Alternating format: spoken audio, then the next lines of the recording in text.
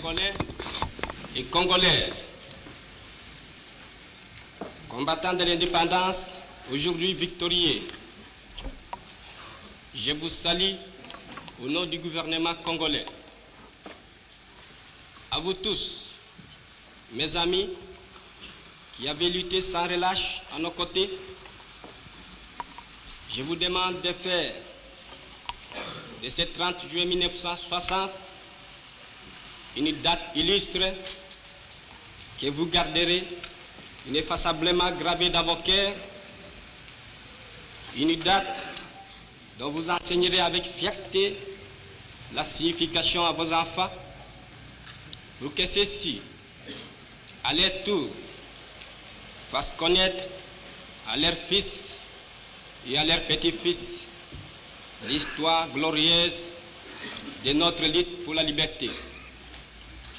Car cette indépendance du Congo, si elle est proclamée aujourd'hui dans l'entente avec la Belgique, pays ami avec qui nous traitons d'égal à égal, ni les Congolais digne de ce nom ne pourra jamais oublier cependant que c'est par la lutte qu'elle a été conquise.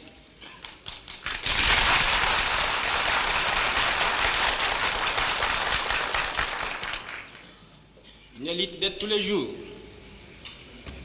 une lutte ardente et idéaliste, une lutte dans laquelle nous n'avons mélangé ni nos forces, ni nos privations, ni nos souffrances, ni notre sang.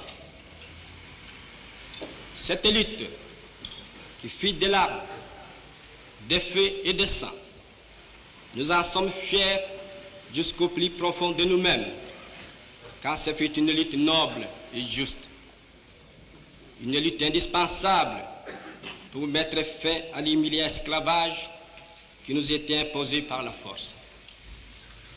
Ce qui fit notre sort à 80 ans du régime colonialiste, nos blessures sont trop fraîches et trop douloureuses encore pour que nous puissions les chasser de notre mémoire. Quand nous avons connu le travail harassant, exigé en échange de salaires qui ne nous permettaient ni de manger à notre faim, ni de nous vêtir ou nous loger décemment, ni d'élever nos enfants comme des êtres chers. Nous avons connu les ironies, les insultes, les coups que nous devions subir matin, midi et soir, parce que nous étions des nègres. Qui oubliera qu'à un noir, on disait tu, non certes comme à un ami, mais parce que les vous honorables étaient réservés aux seuls blancs. Nous avons connu que nos terres furent spoliées au nom des textes prétendument légaux qui ne faisaient que reconnaître les droits du plus fort. Nous avons connu que la loi n'était jamais la même, selon qu'il s'agissait d'un blanc ou d'un noir, accommodante pour les uns, cruelle et inhumaine pour les autres. Nous avons connu les souffrances atroces des relégués pour opinion politique ou croyances religieuses. Exilés dans leur propre patrie, leur sort était vraiment pire que la mort elle-même.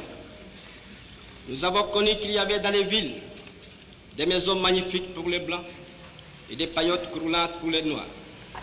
Que les noirs n'étaient admis dans les cinémas, ni dans les restaurants, ni dans les magasins d'Européens. Que les noirs voyageaient à même la coque de péniche, au pied du blanc dans sa cabine de luxe. Qui oubliera enfin les fusillades où périrent tant de nos frères. Les cachons furent brutalement jetés, ceux qui ne voulaient plus se soumettre au régime d'injustice, d'oppression et d'exploitation.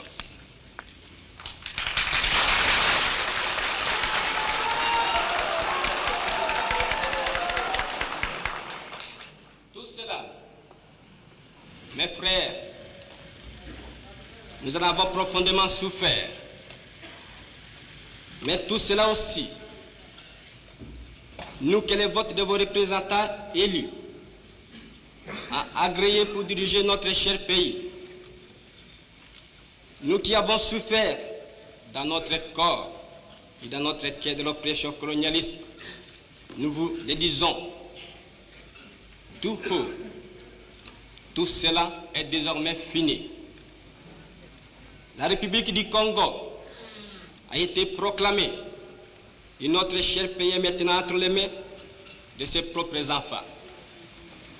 Ensemble, mes frères, mes sœurs, nous allons commencer une nouvelle lutte, une lutte sublime qui va mener notre pays à la paix, à la prospérité et à la grandeur. Nous allons établir ensemble la justice sociale et assurer que chacun reçoive la juste rémunération de son travail.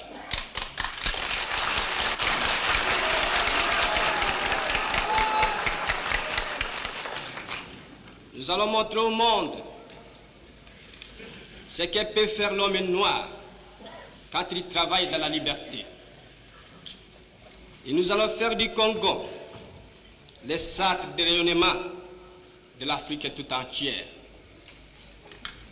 Nous allons veiller à ce que l'été de notre patrie profite véritablement à ses enfants. Nous allons revoir toutes les lois d'autrefois et en faire de nouvelles qui seront justes et nobles. Nous allons mettre fin à l'oppression de la pensée libre et faire en sorte que tous les citoyens jouissent pleinement des libertés fondamentales prévues dans la Déclaration des droits de l'homme.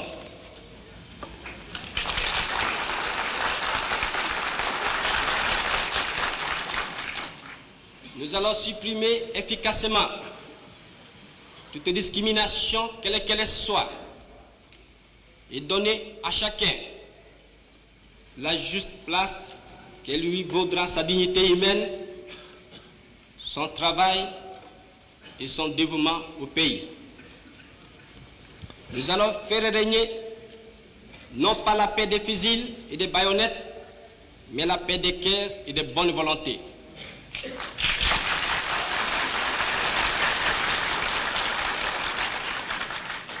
Et pour tout cela, chers compatriotes, soyez sûrs que nous pourrons compter non seulement sur nos forces énormes et nos richesses immenses, mais sur l'assistance de nombreux pays étrangers dont nous accepterons la collaboration chaque fois qu'elle sera loyale.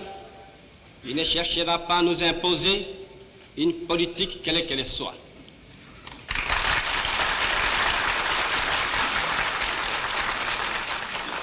Dans ces domaines, la Belgique,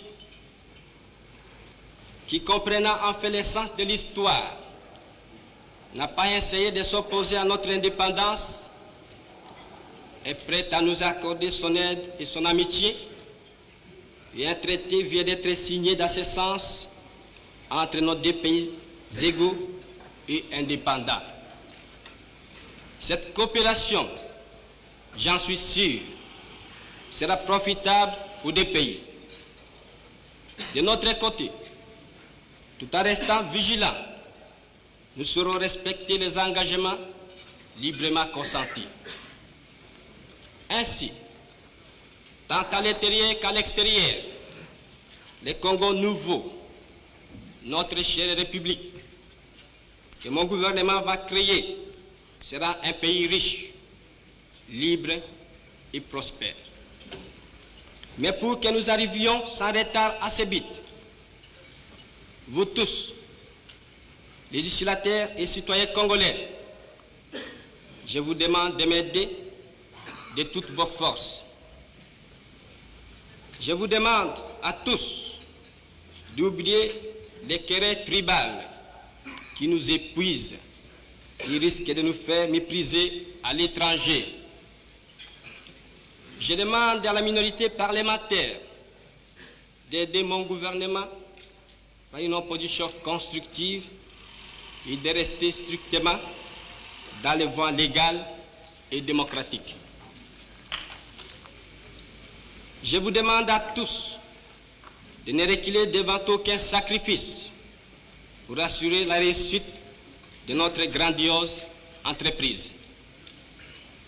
Je vous demande enfin de respecter inconditionnellement la vie et les biens de vos concitoyens et des étrangers établis dans notre pays. Si la conduite de ces étrangers laisse à désirer, notre justice sera prompte à les expulser du territoire de la République. Si par contre leur conduite est bonne, il faut les laisser en paix, car eux aussi travaillent à la prospérité de notre pays. L'indépendance du Congo marque un pas décisif vers la libération de tous les continents africains.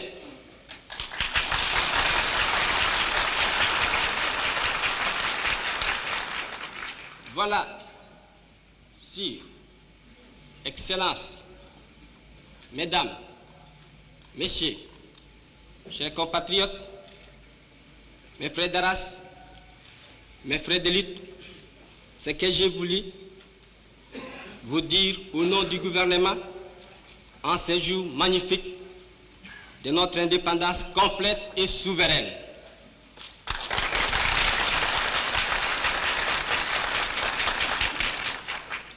Notre gouvernement fort, national, populaire, sera le salut de ce pays. J'invite tous les citoyens congolais, hommes, femmes et enfants, de se mettre résolument au travail en vue de créer une économie nationale prospère qui consacrera notre indépendance économique. Hommage aux combattants de la liberté nationale. Vive l'indépendance et l'unité africaine. Vive le Congo indépendant et souverain.